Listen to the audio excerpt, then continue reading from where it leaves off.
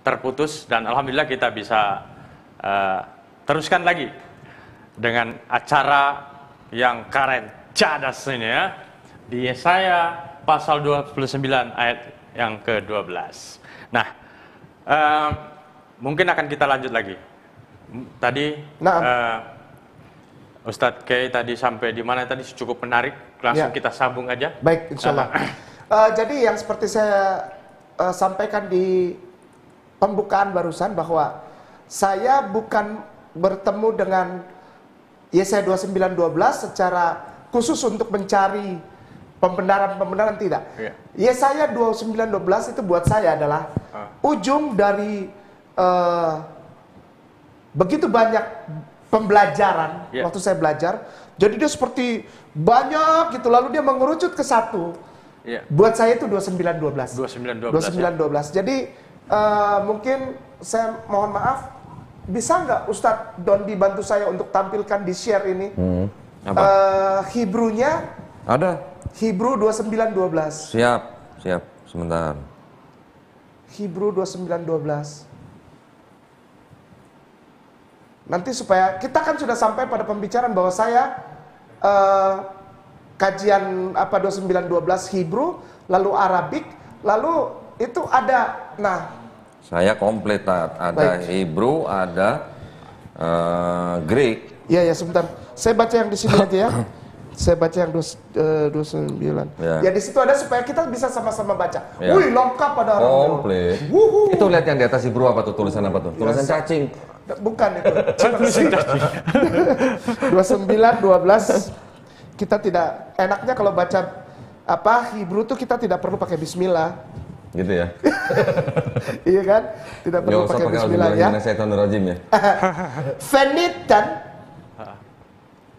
Ya, ada hasfer, al, asher, lo, yada. Tangan, yad, ya. Nah, itu kita pelan-pelan lagi tuh ya. Lalu ada di sebelahnya sefer. Sefer. Leamor, kera. Na, zeh. Itu ada zeh. Fe amar, lo, yadaiti, sefer. Yadaiti, sefer. Jadi, sebentar. Saya bisa minta tolong itu ininya Kusor tanda panah itu. Sebentar. Ini 12 ya. Nah, ini sefer ini. Ini sefer ini. Ya. Yang mana? Oh iya. Ini sefer. Bacanya dari kanan ke kiri ya. Iya. Ini bisa dihilangin dulu nggak nih? Bentar. Ini. Yang mana? Ya, kotak ini nih. Nah, ini kan ini. Nah, ini ya. Ini 29 Feniten. Nah, Feniten kata sefer. Nah, ada kata-kata yang di sini saya tandain beberapa. Coba geser ke atas lagi, Ustaz. Geser ke atas ada beberapa. Yang pertama adalah Asyerlo.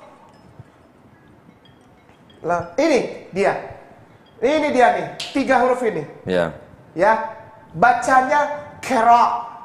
Ya. Kera. Tapi karena nikutnya itu titik 2 di bawah, itu si Sueb juga belajar nikut itu, Sueb. Sueb belajar nikut dia. Itu ya? Ya, jadi ini dibacanya itu seperti loncat dia. Jadi karena titik 2 di bawah itu nikut sebagai ketemu sama rush yang patah. Ini patah. Ini nikut patah ya. Dia jadi bacanya seperti loncat, jadi kera. Kera.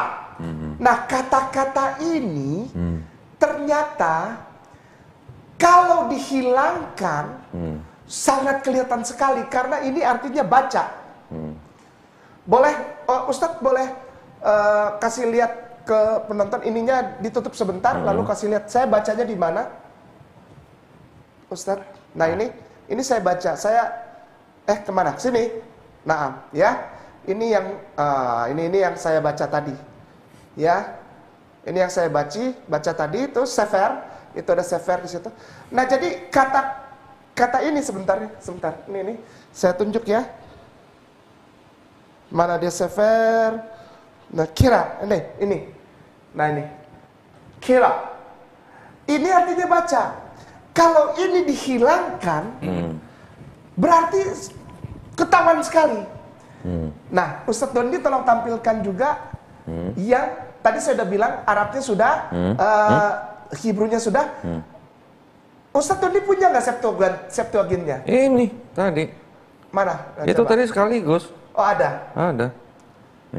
Septuagintnya. Itu lihat, ada Hebrew-nya, Ya. ada Septuagintnya. Greek-nya. Saya bacain ya. Kai, nama Ya, saya nih. ya. Kai. Kai, dote setai, ya kan? Ya. Dote setai to biblion, Iya.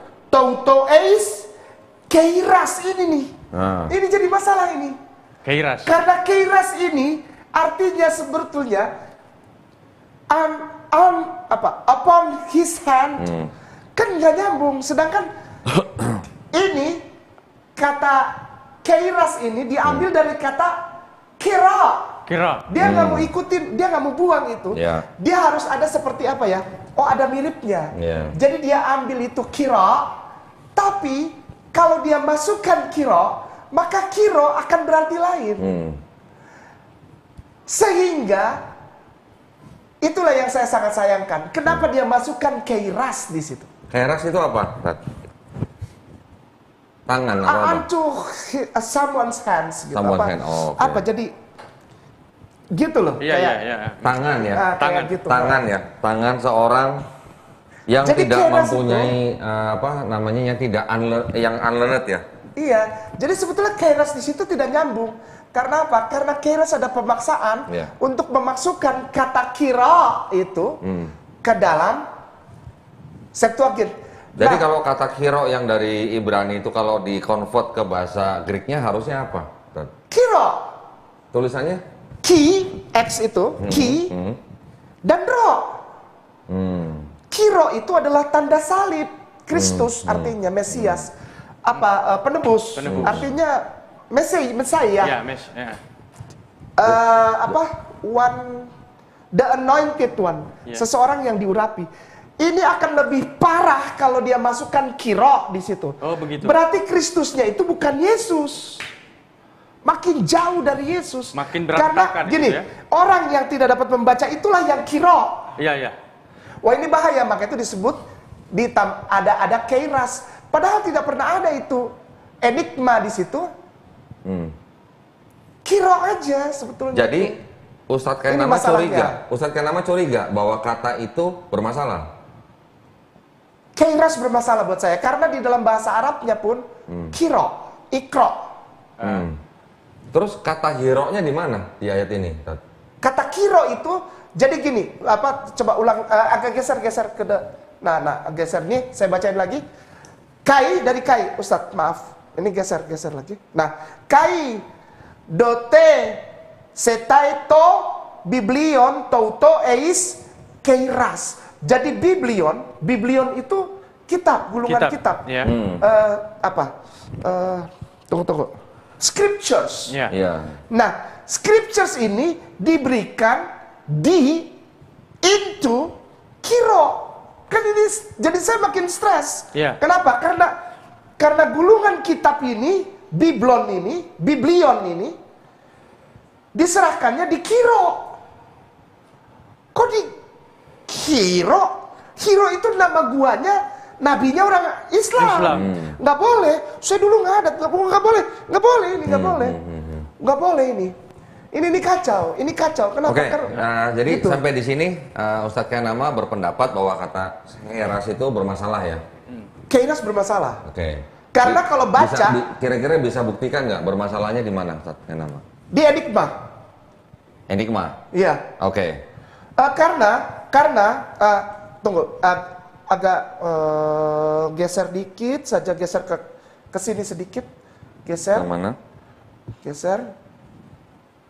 Udah, di sini udah. Karena membaca itu bahasa Yunani adalah gramata. Berarti tidak pas kata. Nggak cocok. Ini kiro ini apa? Nah, ini yang menarik ini. Karena ini kolaborasi yang ya. sangat menarik, ya. Nah, sekarang ternyata semoga keraguan Ustadz K akan dijawab oleh Pak Donita. Nah, Nah, sebetulnya sekarang udah semenjak saya syahadat saya nggak ragu lagi. Iya, sama itu, nggak ragu lagi. Tapi coba kita pecahkan ini, karena Setahu saya Pak Dondi juga menyimpan sesuatu tentang kata yang dibingungkan oleh Ustadz Kei. Baca Iqra, bahasa Yunaninya gramata. Kenapa di situ ada kairas? Kenapa di situ ada ki, x itu sama ro, kiro. Iya. Jadi sebetulnya bukan saya ini ya, karena saya mikirnya gini, Ustadz, maaf sebelumnya. Kalau ki dan ro itu ditulis saja, maka jadinya hero. Hero. Tidak ada bahasa Yunani hero. Begitu. Tidak ada. Jadi itu biblion. Kai tauton biblion hero. Jadi gulungan kitab, merinding kok saya. Gulungan kitab di hero. Nggak pas. Ya sangat tidak pas, nggak boleh dong. Ini kan kitabnya orang Kristen. Ya nggak boleh dong. Nggak boleh ada. Nggak boleh. Saya orang Kristen, ini kitab Kristen dong. Nggak boleh. Ini kan nama-nama. Apalagi konteksnya ya. Kalau dilihat konteksnya, dari ayat berapa coba kalau kita lihat konteks? Ini saya tutup dulu ya. Iya boleh. Nah, kalau kita ngeliat konteks daripada ayat Yesaya itu kan Yesaya 29 yang mengenai yang yang sering diperdebatkan itu kan kita harus mengambil dari perikop. Oh iya, harus perikopnya kan bangsa yang buta. Ya. Itu kita harus melihat dari ayat 9 sampai 16. Nah, itu bagian keduanya. Maaf sebelumnya saya potong dulu. Maaf 1 menit saja. Jadi Yesaya itu ada namanya Petronya, Petro pertama, lalu Deutero bagian kedua, lalu Trito. Jadi ada 1 sampai 20 itu yang pertama, bagian pertama. Lalu Deuteronya itu sampai 33. Lalu 34 sampai habis 66 Trito. Nah, ini masuk yang ke bagian kedua Deutero. Deutero dari Yesaya. Bula itu apa? Tanda-tanda kenabian, bulanya dia itu. Bulanya Yesaya itu sampai ke yang Deutero. Kan nggak boleh sebetulnya. Oh iya dong, nggak boleh dong. Coba kita dengar Pak Dondi dulu. Iya. Mau nih cinta. Nah, Pak Dondi. Coba saya ingin tahu, Pak Dondi. Yesaya 29:12. Tadi anggap aja kita kembali kepada masalah Ustadz Kei tentang keraguan kata yang tadi itu. Nah, coba Pak Dondi, saya ingin dengar dari Pak Dondi. Yang waktu itu menjadi keraguan Ustadz Kenama adalah yang kata Kairas itu ya. Kairas itu ya. Oke. Mungkin sebelum saya masuk ke dalam bahasan inti, boleh iklan dulu nggak? Oh boleh. Iklan ini dulu dong. Oh ya, silakan ya. Oke. Ya, jadi teman-teman sekalian, acara ini terselenggarakan oleh Yayasan Pembina Mu'alaf At-Tauhid yang berpusat di Surabaya, Jawa Timur. Dan alhamdulillah tersebar ke seluruh wilayah Indonesia dan juga terselenggarakan dengan Ikhlas Foundation. Kita sama-sama tahu pendiri dan pimpinannya adalah seorang mantan penginjil, yakni Kohani Kristianto, sering disebut dengan Kohani. Dan sahabat Ikhwan Fillah, bahwa jangan lupa juga untuk membeli produk daripada Ikhlas Foundation atau kopi Ikhlas ya. Kita dapat gurih kopinya, kita dapat juga gurih sedekahnya. Karena membeli kopi, kita juga bersedekah. Begitu. Dan jangan lupa juga untuk untuk mensupport Yayasan Pembina Mu'alaf At-Tauhid. Mungkin Pak Dondi bisa dibantu nomor rekening ya. Baik, ini kan kita udah 1 jam nih, Pak. Boleh kan iklan dulu ya? Boleh. Oh, kita udah 1 jam? Udah, tadi kan kita udah mulai jam 8, Pak, makanya. Oke, bagi para pemirsa, terima kasih banyak. Tadi kami mengalami gangguan sedikit ya. Jadi sekarang kita sudah buat video yang baru lagi, sekarang live lagi. Di kesempatan ini kita ini belum masuk ke bagian inti nih, ya tadi ya. Sebelum kita masuk ke bagian inti, saya ingin mengingatkan kembali bagi para pemirsa yang ingin berpartisipasi untuk menyampaikan zakat sedekah infaknya dan juga wakaf di tanah yang berlokasi di Wonosalam, Jombang, Jawa Timur, bisa mengirimkan ke Bank Syariah Indonesia dengan nomor rekening kode bank 451 11 88 88 9995 atas nama Yayasan Pembina Mu'alaf At-Tauhid, dan bisa mengkonfirmasikan bukti transfer ke nomor handphone 0812 3280 2080. Semoga segala partisipasi para pemirsa menjadi amal jariah yang diterima Allah Subhanahu wa taala. Amin ya rabbal alamin. Dan teman-teman dukung juga karena acara pada malam hari ini disiarkan juga di Geraha Mu'alaf, di Wakaf Adventure, G Media Channel, Dondi Tan Channel, kemudian ada beberapa channel lagi. Mari kita dukung channel-channel ini ya dengan cara like, comment, and subscribe ya, agar tekan tombol lonceng notifikasinya agar teman-teman juga bisa menerima pemberitahuan dari konten-konten yang disuguhkan oleh teman-teman. Nah, mungkin kita lanjut lagi di tema yang cadas ini kan. Ini Masya Allah luar biasa. Dari Ustadz K saja saya belum puas begitu. Pinginnya Ustadz K. Tapi sekarang gini, saya penasaran dengan Pak Dondi ini. Seperti apa menjawab apa yang disampaikan oleh Ustadz K. Siap. Mohon izin Ustadz K ya. Tafadhol. Nah, tadi Ustadz K saya ikuti terus ininya ya, kegalauannya gitu kan? Dari bahasa Hebrunya kemudian sampai ke bahasa Greeknya. Ternyata Ustadz K tadi berhenti di kata keras ya. Betul ya? Oke. Sekarang saya ingin mundur sedikit supaya gini. Ini tadi kan Ustadz K sudah punya pendapat. Saya juga punya pendapat. Nah, pendapat saya begini. Sebenarnya di dalam Yesaya 29:12 itu kan memang merupakan bagian daripada satu perikop. Perikopnya itu membicarakan bangsa yang buta. Betul. Kira-kira kalau kita mengklaim ya, Yesaya 29 ayat 12 sebagai nubuat untuk Nabi Muhammad SAW, kira-kira pantas atau enggak gitu ya, kan saya berpikir begitu kan. Saya juga maunya fair. Seperti tadi Ustadz K juga bilang bahwa kita tidak boleh cherry picking. Betul? Betul. Tetapi saya punya beberapa nantilah saya buka satu-satu ya ini ya. Saya mohon waktu ini agak panjang ya. Fadal Ustaz. Baik, sekarang saya akan mulai dari Yesaya 29:12, tetapi saya akan mundur dari ayat 9 sampai ayat 16. Saya share dulu ya. Oke.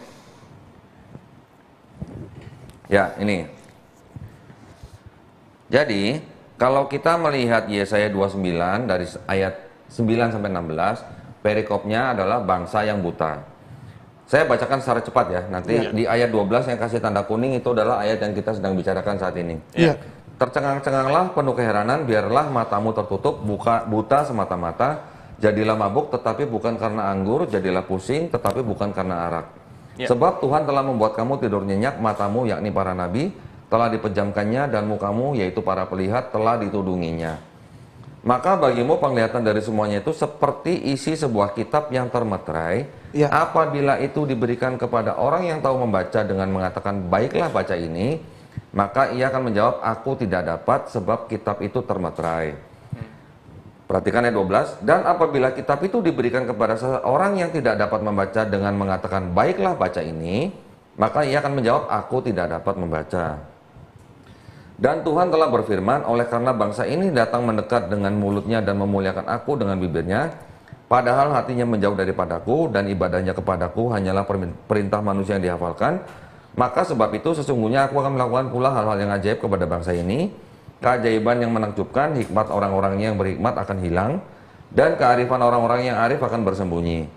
Celakalah orang yang menyembunyikan dalam-dalam rancangannya terhadap Tuhan, yang pekerjaan-pekerjaannya terjadi dalam gelap sambil berkata, siapakah yang melihat kita dan siapakah yang mengenal kita? Ayat terakhir, betapa kamu memutarbalikan segala sesuatu, apakah tanah liat dapat dianggap sama seperti tukang priuk, sehingga apa yang dibuat dapat berkata tentang yang membuatnya, bukan dia yang membuat aku, dan apa yang dibentuk berkata tentang yang membentuknya, ia tidak tahu apa-apa. Baik, dari ayat 9 sampai 16 ini, dari kalangan Kristen itu akan mengatakan bahwa konteks ini adalah konteks untuk bangsa Israel. Ya, dianggapnya bangsa yang buta. Bisa disebut nggak nih bangsa Israel atau bangsa yang buta? Iya, karena di sini Ariel ayat 1 itu celakalah Ariel. Ariel artinya singa, kota singa. Oke. Ariel itu Yerusalem. Oke, berarti konteks Yesaya 29 dari ayat 9 sampai 16 itu sebenarnya membicarakan tentang bangsa Israel yang menolak perintah dan hukum dari Tuhan ya? Ya. Betul? Setuju? Yesaya 29 juga menceritakan Tuhan yang sedang menghukum bangsa Israel. Iya. Betul ya? Betul. Jadi makanya menurut kalangan Kristen, kalau klaimnya apologet Muslim mengenai Yesaya 29:12 itu adalah nubuat untuk Nabi Muhammad SAW, tidak tepat dalam hal konteks, mungkin benar. Ya. Oke? Mungkin benar. Mungkin benar. Saya sekarang bilang mungkin. Mungkin. Tetapi setelah ini saya akan tunjukkan satu persatu, nanti para pemirsa bisa ikuti saya ya. Baik, pertama kali ada kayak semacam apa namanya? Pendapat dari para ahli ya, Ustaz ya, mengenai Bible, bahwa di dalam Bible itu ada apa namanya? Penggabungan-penggabungan atau penambahan-penambahan di dalam narasi-narasi Bible. Ya. Jadi bukannya menarasi itu memang asli dari sononya gitu. Contoh di kejadiannya mengenai cerita Nabi Nuh, banyak sekali kontradiksi di dalamnya. Iya. Kenapa? Karena ada yang mengatakan bahwa di dalam kejadian mengenai kisah Nabi Nuh itu sumber ceritanya itu memang ada dua. Karena ada dua dan dijadikan satu, makanya banyak kontradiksi. Iya. Ya, itu baru indikasi ya. Begitu juga dengan kitab-kitab yang lain, termasuk kitab Yesaya ini. Ya. Saya akan bacakan beberapa pendapat daripada ahli-ahli Alkitab ya. Pertama gini, telah diterima secara luas di antara para peneliti biblika termasuk kaum konservatif bahwa Alkitab dalam bentuk yang kita miliki saat ini adalah produk dari penyuntingan terus-menerus. Betul. Ya. Dari tahap paling awal, dari komposisi hingga kanonisasi definitifnya. Betul. Salah satunya masalah serius terkait dengan kronologi silsilah dan peristiwa yang dijelaskan oleh para penulis Perjanjian Lama. Ya.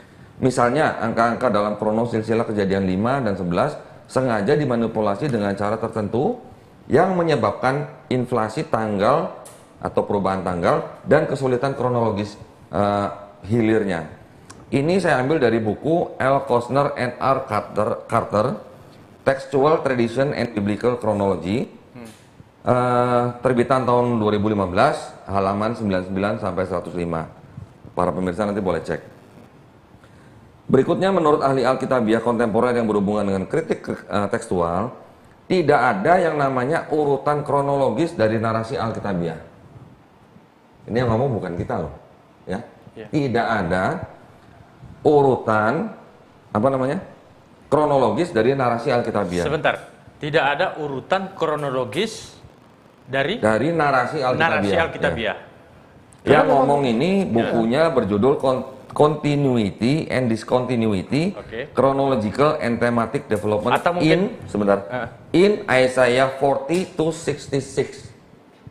Dari 40 sampai 66. Oke ya. Ini ditulis oleh Lena Soviet Taymeyer and Hans M. Barstadt, Göttingen, Jerman. Van den Hoek and Ruprecht tahun 2014. Oke, ini hanya beberapa. Ini baru dua nih. Nanti ada lagi.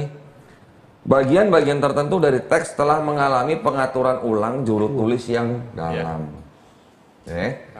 Misalnya, terdapat diskontinuitas yang jelas dalam rantai naratologis yang dicatat oleh para ahli di berbagai bagian Deutero Isaiah Corpus yang membuat hubungan antar teks menjadi tidak rasional. Iya. Nah, bengong. Iya. Iya, Deutero Isaiah berarti yang tadi saya bilang bagian kedua dari kitab. Jadi, ini kalau dengan narasi seperti ini aja, kita bisa bilang gini, jangan-jangan Yesaya 29 ayat 9 sampai 16 ini, jangan-jangan ini sebenarnya bukan satu konteks yang utuh gitu. Tetapi konteks kecil-kecil yang dijadikan satu gitu. Bisa jadi Yesaya 29, 12, 11, 10 dengan Yesaya 29, 13 dan seterusnya ini merupakan dua konteks yang dijadikan satu. Bisa jadi begitu. Menurut narasi ini, menurut buku ini. Oke, saya terusin ya supaya nggak terlalu lama nih. Redaksi tentang kronologi narasi Alkitabiah semacam ini sama sekali tidak aneh dan telah menemukan bukti melalui penerapan metode empiris, misalnya arkeologi. Menurut David A. Glad, perubahan editorial kronologi naratif ini dibagi menjadi dua kategori. laporan peristiwa yang sama dari sebelum dan sesudah perpindahan terjadi, data tekstual atau historis yang menunjuk ke latar asli suatu peristiwa yang harus diketahui oleh orang yang bertanggung jawab untuk menggantikan peristiwa tersebut. Motivasi untuk perpindahan yang diturunkan secara empiris terbagi dalam 3 kategori utama, ideologis, tematik, dan eksegetis. Ini diambil dari buku paper tesis Glad yang berjudul Chronological Displacement in Biblical and Related Literature. Ini adalah tesis PhD ya untuk orang yang bernama Glad di University of Pennsylvania tahun 1991. Masih banyak sebenarnya, tapi kayaknya kalau saya bacain semua ini ya. Nanti saya screenshot aja, nanti pemirsa bisa pause and screenshot ya supaya saya nggak bacain semua ya. Oke, ini berikutnya yang ini. Oke, nanti bisa di screenshot. Yang berikutnya ini. Oke, berikutnya ini. Oke, berikutnya ini. Oke, saya kalau bacain semua suara saya habis juga kayaknya. Nah, itu baru pendahuluan dari saya, Rat. Ya, soalnya yang dibilang apa? Tidak urutnya kronologis itu contoh cerita Yesaya kehidupannya bersama Uzia sampai Uzia raja itu meninggal. Itu ada di kitab 2 Raja-Raja. Iya dong? Nanti ada bersama Ahaz. Nanti ada bersama Hizkia. Itu dia tidak satu tempat di dalam satu kitab Yesaya. Itu yang saya setuju ketika dibacakan ada dari penalaran atau penelitian secara eksegese. Ada di situ eksegese. Jadi artinya di luar dari konteks Alkitabiahnya itu konteks teksnya, tekstualnya. Gitu. Jadi saya setuju dengan itu karena memang ada beberapa hal yang didapati di kitab 2 Raja-Raja. Oke. Sekarang saya akan masuk ke poin berikutnya. Ya, tadi saya sudah menyampaikan bahwa di dalam narasi Alkitab itu ternyata juga ada urutan-urutan yang tidak kronologis. Ya, itu poin pertama. Poin kedua, saya share dulu, Ted. Sekarang kita masuk ke dalam, nah ini. Ada perbedaan signifikan antara teks Masoret dengan Septuaginta. Ya. Kalau kita lihat di Yesaya 29 ayat 11 dan 12 menurut Septuaginta ya, perhatikan tanda yang saya kasih warna kuning ya. Di situ kan ada kata heras anthropos ya. Antropon. Ya. Antropon. Manusia kan itu kan? Iya. Artinya kan? Antro manusia. Heras. Ya, kalau terjemahnya dalam bahasa Inggris kira-kira begini. And this book shall be given into the hands of a man that is unlearned. Ya. Dan sebuah kitab yang diberikan ke tangan seorang laki-laki yang tidak tidak punya pendidikan. Itu kan arti itu keiras. Itu yang tadi saya baca Pak Mister. Hebat banget. Antum juga pelayan juga. Itu kan terjemahan bahasa Inggrisnya. Into the hands itu yang dari itu tuh. Ini. Eis keiras. Toto eis keiras antropo. Sekarang kita lihat nih di konteks yang lain yang Rat ya. Itu ada yang saya kasih tanda merah dengan tanda tanya. Oke, sekarang kita lihat terjemahannya. Terjemahan daripada King James Version tahun 1769. Yang ayat 12 perhatikan. And the book is delivered to him, tanda tanya ya. Iya. Jauh. Udah ketawa Ustaz. Jauh kan. Oke. That is not learned, saying read this, I pray thee, and he said I am not learned. Oke. Seras itu kan di sini artinya ada tangan. Anthropos ini kan artinya adalah laki-laki, ya kan? Oke ya. Ini manusia sih sebetulnya antropo itu manusia itu laki-laki. Sekarang Ustadz tolong jangan kaget ya. Saya akan memperlihatkan ini nih. Nah, ini adalah kodeks. Kodeks apa tuh? Kodeks Sinaiticus. Ya. Ini dapat dari mana antum, Bos? Loh, ada websitenya Kodeks Sinaiticus. Nggak boleh dilihat ini. Masa?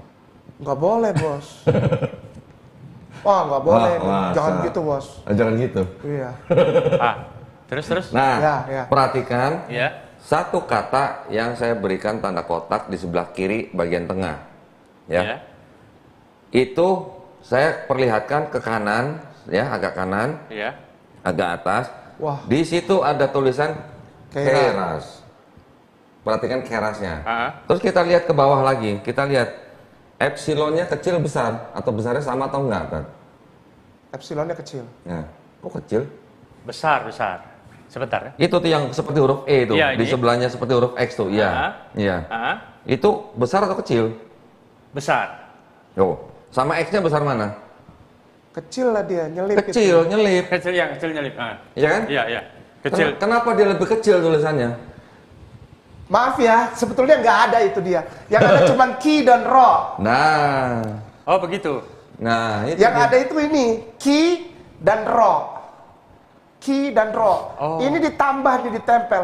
Karena kalau kita lihat jaraknya ini, ini sebetulnya Ustadz nggak boleh kasih lihat ini, Ustadz. Jangan gitulah. Nggak boleh ya? Kasihan, Ustadz. jangan gitulah. Nggak Ini boleh ya, ini kan jarak nih ya, jarak tulisan yang ini. Iya. Ustadz, Aries lihat ini Iya. jarak ya. Betul. Kalau kita lihat ini kan nggak masuk akal. Yang ini nih. Artinya ini ada. Ada yang diselipkan di situ Iya. karena jaraknya nggak benar. Oke. Jadi yang aslinya itu cuma ki dan ro. Silakan Ustaz. Jangan dong. Jadi gimana? Nggak boleh? Ya, terusin. Keren ini. Pembahasan yang menarik. Lanjut. Boleh saya terusin nggak? Boleh. Ini sebenarnya udah lama saya simpen, kan? Sebenarnya udah lama saya simpen. Cuman Ya Allah. saya mau ngasih tahu tuh masih mikir-mikir gitu. Begitu ketemu Ustadz Kainama, ya sudah, inilah waktunya gitu loh. Ini saya kasih ini, link tuh. Ya, di bawah tuh ada link tuh. Codexsinaiticus.org. Itu tinggal dibuka, semua orang bisa lihat, Tat. Nggak usah kita, nggak usah tidak disembunyikan kok ini. Iya kesian lah. Kesian ketahuan banget itu diselipinnya itu hurufnya. Hurufnya kesian. Kan huruf E-nya itu diselipkan gitu loh. Itu kan jaraknya kesian, Tat. Sesuai topik. Iya. Iya, teruskan. Gimana sesuai topik? Nanti kalau Saya ini suka nggak tega orangnya. Dia tahu sendiri lah Aris. Iya, betul. ntar kalau nggak diterusin topiknya salah dong Betul, kalau gitu. betul. Hah? Iya. Gimana Nurkan? Iya, teruskan. Oke ya, saya terusin ya. Oke. Iya, nah. Oke, kita lihat sekarang. Nah, itu yang seperti huruf E adalah epsilon. Iya. Di paling ujung Epsilon sebelah kok kanan. enigma tadi gua ngomong salah. Ya. Di Epsilon. ujung paling sebelah kanan itu adalah sigma. Iya. Betul ya? Kenapa kecil epsilonnya? Kenapa sigmanya Kecil, ya. Ya, para pemirsa bisa bandingkan ya. Huruf, kalau zaman dulu ada nggak huruf besar kecil? Nggak ada. Unsial, Sebetulnya nggak. Hebrew, Arab, Yunani Koine nggak punya huruf besar, huruf kecil Nah, nggak iya. ada. Nah, terus ini kenapa bisa ada huruf besar, ada huruf kecil? Ya ada yang masukin lah. Ada yang ngomong. Ya enggak lah ya, enggak lah. Kita sangat logikal aja lah ngeliat begitu. Itu kan kita lihat huruf-huruf di atas dan di bawahnya tuh barisnya tuh. Jaraknya segitu. Kenapa yang itu nyelip? Nah, gitu. Para pemirsa bisa cek di sebelah kiri ya atas ya. Itu choose a passage. Isaiah chapter 29 verse 12 ya. Jadi kita nggak mengada-ngada loh. Iya. Tinggal dibuka aja. Iya. Codexsinaiticus.org. Silakan cari ayatnya. Iya. Saya nggak bikin-bikin ini. Bukan hasil Pak Dondi sendiri. Bukan, ini tinggal dibuka ya. Jadi perhatikan, ada yang tadi dipermasalahkan atau dipertanyakan oleh Ustadz Kainama, keras. Di sini tulisan kerasnya itu ada kata-kata, ada dua huruf yang sangat-sangat terlihat bahwa itu disisipkan. Iya. Ya. Gimana kan? Iya. Jadi udah pernah ngeliat ini? Sudah. Udah. Kalau sudah ngapain tadi pakai ragu-ragu ya? Enggak, maksudnya maksud saya nggak nyangka ini. Nggak tega gitu. Iya. Saya nggak tega. Tapi gini, ini sangat bagus. Jadi Ustadz K tidak tega, ya kan? Ya, kita ngobrol dulu gitu. Ya, jadi Pak Dondi yang ini. Nah? Dan jadi saya raja tega gitu. iya. Tapi tidak begini. Kebenaran itu harus disampaikan. Iya. Iya. Ya tadi saya sampaikan kan bahwa ki dan ro gitu. Iya. Nah, yang permasalahannya itu ada di keiras. Karena tidak ada hubungannya dengan gramata. Iya. Jadi antara keiras dengan gramata. Kalau antroponya itu sangat nyata, orang kok. Iya. Diserahkan kepada orang. Tapi keiras ini dan gramata ini nggak nyambung. Nah, ketika yang tadi di depan kan saya bilang, sebelum lihat ini kan, itu sebetulnya ada huruf ki dan ro. Iya. Artinya kalau ini sesuai dengan naskah aslinya, itu tidak lain dan tidak bukan tertuju kepada Muhammad bin Abdullah. Silakan lanjut Ustadz ini. Nah, gini, kalau mau bicara itu nanti kita bicarain lagi ya. Ya. Tetapi sampai di tahap ini, kita cuma bisa menanyakan, kenapa kata Keras kok ada tulisan-tulisan yang kecil-kecil seperti minions gitu loh. Iya. Iya. Ya. Karena di dalam huruf Greek tadi Ustadz Kanama bilang, tidak ada huruf besar, tidak ada huruf kecil. Tidak ada. Tidak ada.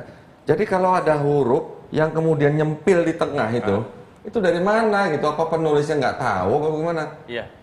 Nggak mungkin kalau satu orang yang menulis, dia akan menulis dengan huruf besar dan huruf kecil. Iya. Betul kan? Setuju nggak? Iya, soalnya nggak ada memang. Iya. Artinya Tuhan, Iya. Theos. Hmm. Lord, God, G-O-D, Iya. Theos. Iya. Lord, Ya. itu Kyrios. Hmm. Jadi nggak seperti kita di sini Tuhan pakai huruf besar sama Tuhan pakai huruf kecil, Iya. nggak ada gitu. Jadi God pakai huruf besar, God pakai huruf kecil, Iya. enggak. Ya udah, kalau untuk God ya Theos. Oke. Saya sebenarnya bisa menjabarkan satu-satu lagi dari masalah kemungkinan daripada penulis-penulis atau scribernya. Iya. Scribernya itu kan diberi kode tadi. Scriber A, B, C. Oh iya. Nanti ada A1, Iya. B1, Ya B1. namanya juga kodeks kan, Iya. penandaan. Iya, tetapi maksud saya kalau saya jabarkan seperti itu nanti akan terlalu panjang dan Nah, detail. iya. Itu Nah. juga mungkin juga buat pemirsa juga mungkin terlalu jelimet gitu. Iya, betul. Saya sudah memperlihatkan tadi ada satu kata di dalam konteks sinektikus, Iya. kata Keras itu, yang kata itu huruf-hurufnya mencurigakan. Saya share sekali lagi ya. Habis itu baru saya lanjutkan. Iya. Ini supaya pemirsa juga nggak terlalu tegang gitu ya. Oke. Tadi tadi kan saya memperlihatkan ini kan. Iya. Saya sekarang maju ke sini. Kodeks sinektikus itu kan pada awalnya ditulis dengan huruf unsial, yang berarti kedua huruf yang berukuran sangat kecil ini, yaitu epsilon dan sigma itu bukan bagian dari skrip unsial. Betul? Betul. Mereka ternyata ditambahkan oleh, nah tadi yang seperti kode CB3, CB1 di dalam grup-grup yang scriber. Oke lah, saya mungkin nggak ke situ lah. Saya langsung aja ke sini. Oke, saya ingin memperlihatkan contoh ilustrasi dari Khiras dari Mazmur 122 ayat 2 dan Heras dari Mazmur 142 ayat 6. Iya. Coba dilihat tuh yang di apa kata yang di kotak itu. Iya. Kairas. Keras. Dengan ini tulisannya seperti gimana bedanya? Sorry, dengan ini. Nah ini. Keras dan ini. Dan ini. Nah ini. Lihat. Iya, iya. Ya. Dan ini. Jauh kan? Iya. Sangat jauh ya. Yang ini tulisannya sama besar sama tinggi Iya, semua. iya. Betul? Iya, betul. Yang ini lihat. Orang awam juga tahu kali ini ya. Iya. Kalau begini ya. Iya. Oke, saya lanjutkan. Ya, ini tadi di Mazmur 122 ayat 2. Kemudian ini Mazmur di 142 ayat 6. Kemudian ini di Ayub. Ayub. Oh, cerita tanganmu Ayub. Iya. Ya. Ayub pasal 4 ayat 3. Iya. Ya, ini juga Heras kan? Iya, Keras. Perhatikan tulisannya, Iya. sama Iya, tinggi iya. semua ya. Saya sampai tidak berkedip ini. Iya, saya perhatikan dengan seksama ini. Ya, ini di Ayub juga pasal 4 dan 3. Saya bandingkan dengan Ayub di 15:25. Ya. Nah, sekarang lihat nih, Ayub 15:25. Iya. Ini juga tulisannya sama tinggi semua kan? Iya. Oke. Sekarang ini Heras di Proverbs. Proverbs pasal 31 ayat 19. Iya. Oke. Ini di Amsal Psalm pasal 30 ayat 10. Iya. Ini di Kisah Para Rasul. Ini Khiras ya, bukan Heras ya. Iya. Ini Kisah Para Rasul pasal 21 ayat 11. Iya. Ini Kisah Para Rasul pasal 6 dan Itu pasal Keras 6 tuh. ayat 6. Nah, ini Heras ya. Next. Ini di Songs of Song chapter 5 verse 5. Heras. Perhatikan di sebelah kanan atas. Iya. Yang kotak biru. Iya. Oh. Apa itu? Kira. Nah, Anda Kira. perhatikan? Kira ini. Betul. Ini bukan keras, ini kira. Ya, bandingkan yang kotak biru dan kotak merah, Tat.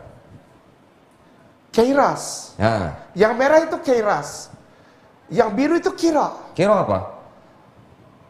Allah, solid. Boleh. Boleh gini. Boleh gini.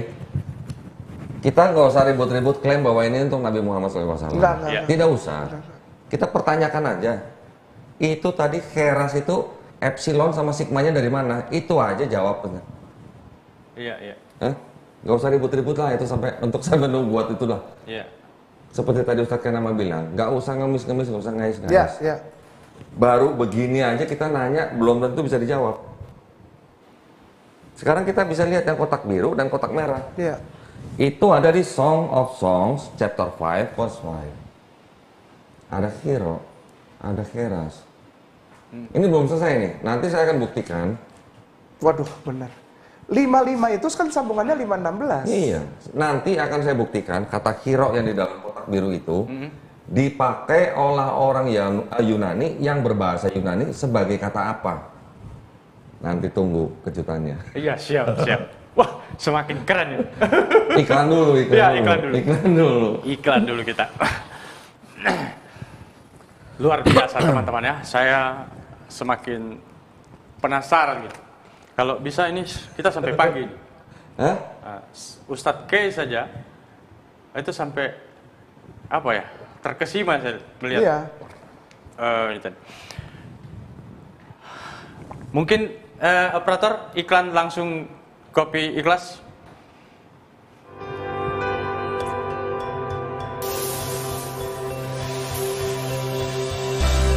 Diolah dari biji kopi pilihan dari para petani dan pemberdayaan UMKM Muslim.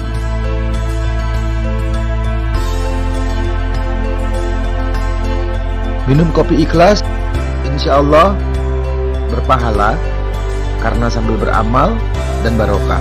Barakallah.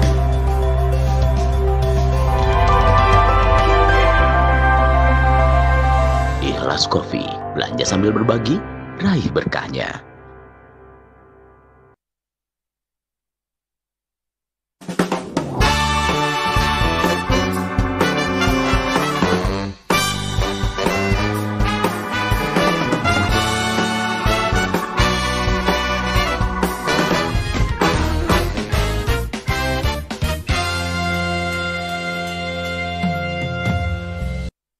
Oke, ya. Kita lanjut lagi, Ikhwan Fillah. Tadi sampai di... Oke, saya lanjut lagi ya. Ya. Tadi kita sudah melihat kata Keras dan hero. Ya. Saya kembali ke slide yang tadi terakhir saya bagikan, yang saya kasih lihat ya. Perhatikan di ayat 4 ya, yang di dalam kotak biru ya. Itu ada kata hero. Di ayat berapa tuh? 5 ada kata Keras ya. Saya memperlihatkan kata Keras ini hanya untuk membandingkan dengan tadi yang ada di Yesaya 29:12. Ya. Karena tadi yang di Yesaya 29 kata Kerasnya tadi tuh sangat-sangat mencurigakan tuh. Lihat. Iya, betul. Dengan epsilon dan sigmanya yang bentuknya tingginya juga berbeda ya. Nah, itu bisa dilihat tuh ya. Oke, apakah kira-kira ini kata hero sebenarnya dirubah menjadi kata Keras, Ustadz Kenama?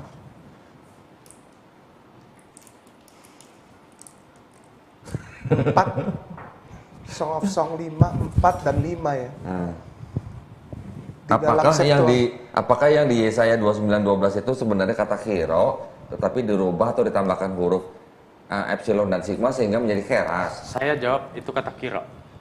Kata kiro. Bagaimana bisa tahu? Karena pertama, seperti apa yang disampaikan oleh Pak Doni tadi dan juga apa yang disampaikan oleh Ustadz K, bahwa para peneliti-peneliti Bible mengatakan bahwa itu seperti ada manipulasi, dan beberapa para pakar itu mengatakan seperti itu. Kemudian kalau kita lihat dari original yang aslinya, itu kan sama rata saja. Iya, sama tinggi. Sama tinggi. Ya. Gitu kan? Artinya memang ada sesuatu yang mencurigakan, dan itu menurut saya pribadi itu sudah tidak perlu diragukan lagi bahwa itu memang sesuatu yang Ya. Jadi kalau kita lihat kata khiro yang dalam kotak biru, kalau kita bandingkan yang di Yesaya 29:12 nih, ya. Bentar. Nah, itu. Bandingkan dengan yang khiro tuh yang ada tambahannya. Iya. Dibandingkan dengan tadi di berapa tadi? Song of Song 55 ya. 54. Iya. Nah, yang hero-nya 54, yang herasnya 55. Iya. Oke. Kalau kita lihat yang di 54 hero-nya itu kita bandingkan dengan Yesaya 29:12. Iya. Sama nggak hero-nya? Beda. Kalau enggak, maksudnya kalau tidak ditambah epsilon dan sigma. Sama. Sama kan? Sama. Oke. Konteksnya. Oke, ini kita kan tadi kan sudah memberitahukan bahwa ada konteks ini. Iya. Tetapi kita mau kasih lihat ada tulisan yang ada penambahannya, gitu loh. Betul. Oke, sekarang saya lanjutkan ya, saya selesaikan dulu ini ya. Iya. Ini kata keras yang di Jeremia 51 ayat 30. Iya. Oke. Ini di sama, lihat. Nah, ini lihat nih. Iya. Pakai nama. Itu juga ada yang ditambahkan tuh epsilonnya. Keras. Ya. Kemudian ini Heras di Yesaya 11 ayat 14. Oke. Perhatikan ya sama ukuran tulisannya ya. Iya. Nah, lihat ini di Yesaya 25 pasal 11 ayat 11. Tat, ini juga ada epsilon tambahan tuh. Iya. Oke. Nah, sekarang saya mau kasih lihat. Kira semuanya itu. Sekarang saya mau kasih lihat nih. Ya. Lihat, Tat. Ada kata kira di situ. Ya. Ini adalah halaman Wikipedia yang berbahasa Yunani. Ini sedang menceritakan tentang Gua Hiro.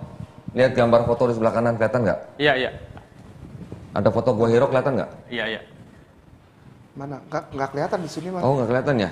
Nih di laptop saya nih. Oh iya, ya Gua Hiro. Ya. Dan tulisannya Kiro. Ini huruf di atas judulnya itu ini kan Yunani ini. Iya. Greka ini Kiro. Di sana di Hiro. Ini gambarnya foto apa? Gua Hiro. Nah. Oh.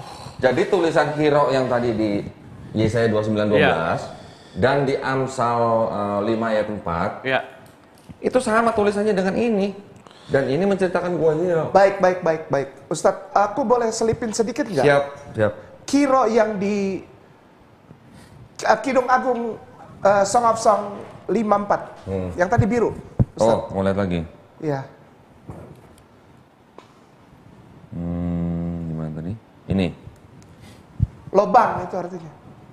Lobang. Oke. Nah, tapi kalau kita lihat tadi di website itu kan dia pakainya Hiro sebagai Gua Hiro. Ya, gua itu kan lobang. Oke. Berarti kan make sense kan? Gua lobang itu make sense kan? Nanti tadi kan ditanya itu kalau menurut itu hero-nya atau apa? Setuju nggak itu hero? Ya. Nanti akan saya buktikan tadi kan saya bilang kan nanti akan saya buktikan orang Yunani yang berbahasa Yunani menggunakan kata hero artinya apa? Iya. Tadi saya udah kasih lihat di Wikipedia yang berbahasa Yunani kan? Iya. Ini mengenai Gua Hiro dan tulisannya tolong perhatikan hero sama tadi dengan yang di Song of Song 5 ayat 4. Masya Allah. Dan Yesaya 29 ayat 12. Luar biasa. Kita nggak usah ngeributin ini dulu dah, buat siapa lah. Siap. Jawab dulu deh itu dah, gitu. Oke, sekarang saya selesaikan ya. Berarti saya nggak boleh, sebetulnya saya apa yang kayak waktu itu sempat saya ngomong tentang etmak itu ya. Berat untuk ngomong gitu, Ustadz. Karena tapi kan apa? kemarin sudah kita kolaborasiin kan. Wah, sudah ya. Dan sekarang tentang Kiro, Ustadz tanya tadi, itu sebetulnya apa? Sebetulnya dari yang cerita awal tadi ketika terkumpul 29 ujungnya 29:12, ini sudah ada di sana di tempat kita belajar dulu. Dan semua orang yang belajar teologi dan belajar Septuagint tahu ini, Ustadz. Subhanallah. Bisa dihilangin. Jadi kayaknya sekolahnya mesti tutup kali ya? Oh, jangan dong. Jangan. Nanti kalau nggak ditutup banyak yang mualaf loh. Gimana? Oke, saya lanjutin dulu ya. Lanjut, Ustaz. Sekarang katsiran. Nah, sekarang saya mau memperlihatkan. Ya. Ini Yunani lagi nih. Enggak, ini hanya membuktikan. Oh iya. Yang tadi saya ngomong benar apa salah gitu. Ya. Ini ada contoh makalah ilmiah Yunani ya. Sebuah tesis untuk PhD. Ya, yang berjudul itu adalah kira-kira judulnya Islam dalam Kehidupan Neomartir. Menggunakan kata yang sama untuk Hira. Ya, Kiro. Perhatikan yang garis bawah. Perhatikan kata yang garis bawah. Hiro, ini sedang ngomongin Islam. Dan ada kata-kata lihat di bawah yang garis biru, Mekah. Iya, Mekah. Oke. Ote Mekah. Lihat di halaman 30, kelihatan nggak ya? Kelihatan. Nggak, itu linknya kelihatan ya? Iya. Nah. Jadi ini Kiro. Ya. Terus ini Konta Ote Mekah. Nah. Oke. Saya berikan link PDF-nya kalau yang mau download. Iya, siap. Bisa di-download, bisa dibuka, bisa dicek. Jadi kita di sini ngomong bukan asal ngomong nih. Ya. Ada dokumennya yang bisa dicek. Iya. Wah, subhanallah. Sekarang kita buktikan ya. Kita buka file PDF-nya gimana? Ya. Oke, sekarang kita open. Tuh. Kok nggak kelihatan ini? Sekarang kita lihat di file yang terbuka. Oke, itu sedang buka ya filenya. Tadi saya klik dari situ. Nah, judulnya tuh. To Islam etole biogeton neo martiron. Apa martiron? Nah, neomartir. Neomartiron. Nah. Oke, neomartir. Nah, ini saya buka halaman 30. Saya cari ini halaman 30. Jadi jangan mengira nanti saya ngomong begini hanya kecap nomor 1 gitu. Ini ada bukti dokumen yang bisa dibuka dengan link yang tadi saya kasih. Iya. Nah, kita lihat. Coba kita cek halaman 30. Nah, ini dia. Oh iya nih. Kira konta ote maka. Nah, oke? Iya. Orang Yunani yang berbahasa Yunani menggunakan kata kiro Ustadz, lain kali undang dia aja. Saya cuma ngelengkapin Ustadz kayak nama aja. Siap. Oke ya, ini bukti pertama ya. Iya. Nah, sebentar, saya tutup dulu. Soalnya ada juga yang bilang itu kayak nama ngarang-ngarang kalau baca Greek, baca Hebrew. Enggak, kita baca aja itu. Betul. Ya, ini bukti pertama ya. Bukti kedua ini sebuah buku yang berjudul Catatan tentang Islam yang ditulis oleh seorang teolog Yunani modern yang bernama Theodor Iriginiotis. Ulama ini maksudnya scholars ya. Juga menggunakan bentuk hiro untuk nama Gua Hira saat mengomentari atau menceritakan kembali wahyu Al-Quran yang dialami Nabi Muhammad. Lihat halaman 20 di website, di link yang saya kasih di situ. Iya. Okay. Contoh berikutnya. Ini juga sebuah tulisan mengenai Islam. Ada kata-kata di situ apa? Ramadan, Mekah, ya, Hira, Mekah, dan Lailatul Qadar. Ini bahasa Yunani yang nulis orang Yunani. Tes delas entoles. Di situ saya kasih linknya itu ya. Para pemirsa nanti bisa buka sendiri. Iya. Link yang saya. Membaca. Oke, berikutnya. Ini sebuah tulisan juga yang bercerita mengenai Islam. Lihat yang saya tanda warna kuning itu ya. Kiro juga. Kerame enan agelo. Poutor apokalope. Oke. Berikutnya, kita nggak usah lama-lama dah. Subhanallah. lanjut Pak. Ya, ini sebuah file PDF yang juga berbahasa Yunani dengan judul Quran und Bible Grisik Book bahasa Jerman. Ya, ada Kiro juga di situ. Iya, Biblor. Iya. Kiro ini? Ya, Kiro. Linknya saya kasih tuh ya. Ya, siap. Jadi Kopannya saya seneng bahasa Yunani, kenapa? Karena banyak pakai kai. Oh, kai. Ya, kai nama. Kai itu artinya dan. Kalau Yunani bilang dan. Nah. Dan. Ini juga ada satu lagi ya. Hiro juga. Itu juga saya kasih linknya di situ ya, PDF-nya. Ini terjemahan Yunani dari Sealed Nectar biografi Islam yang terkenal dari Nabi Muhammad SAW, dan di mana insiden Hira atau kejadian Hira disebutkan. Ya. Berikutnya. Basileon tes Kira. Nah, berikutnya ini juga file juga tulisan-tulisan Yunani yang menggunakan kata Hiro berkaitan dengan Gua Hira. Allahu Akbar kabira. Masya Allah. Ini juga ada lagi, ya. Ini terakhir saya kasih ini. Itu juga aja ya. Ini juga ada di link yang saya kasihkan ya.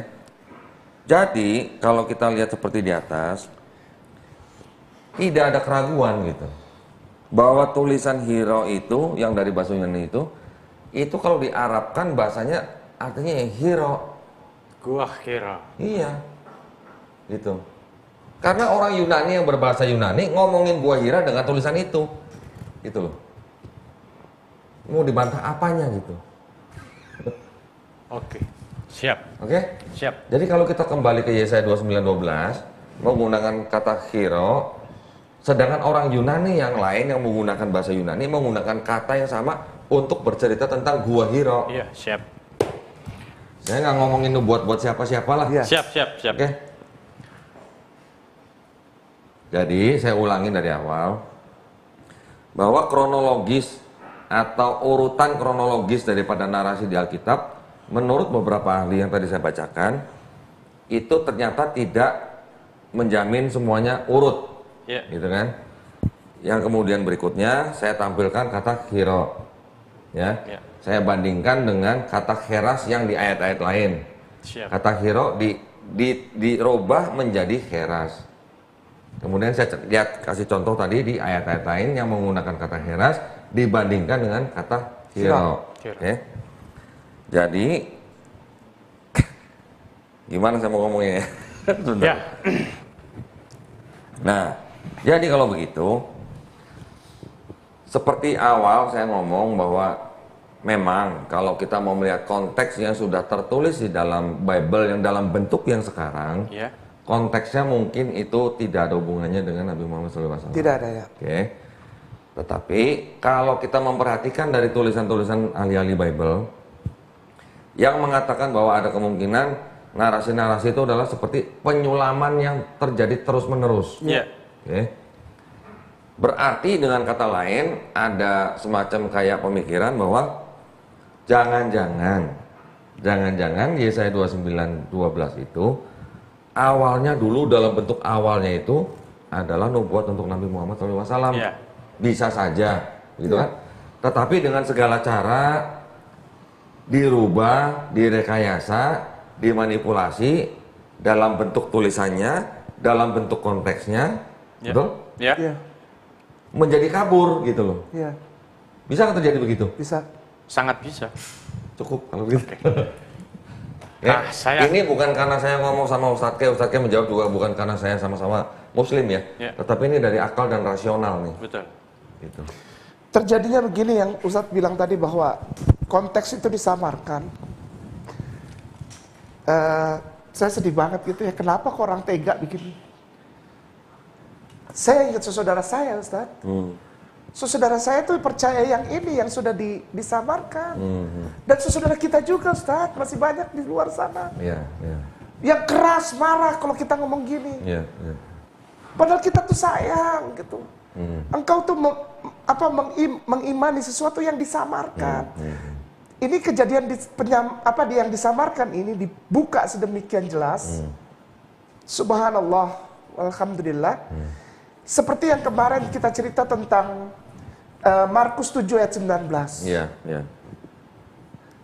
Boleh makan babi, boleh makan, katanya sudah diperbolehkan oleh Yesus. Itu kan padahal di situ jelas-jelas dibilang bahwa dan semua makanan halal. Kita baca kok kemarin di sini. Yang nulis bukan kita. Bahkan pendeta sendiri yang tulis dan para ahli teologi bilang bahwa ayat itu adalah sisipan. Dan semua makanan halal. Markus 7 ayat 19 itu sisipan. Bahkan untuk makanan haram dihalalkan saja mereka berani lakukan itu. apalagi untuk menutupi kebenaran tentang Rasulullah Muhammad SAW. Oke, sekarang ini untuk ibaratnya kalau makan nggak pakai tambahan kan, nggak pakai dessert kan kurang enak ya. Ini saya mau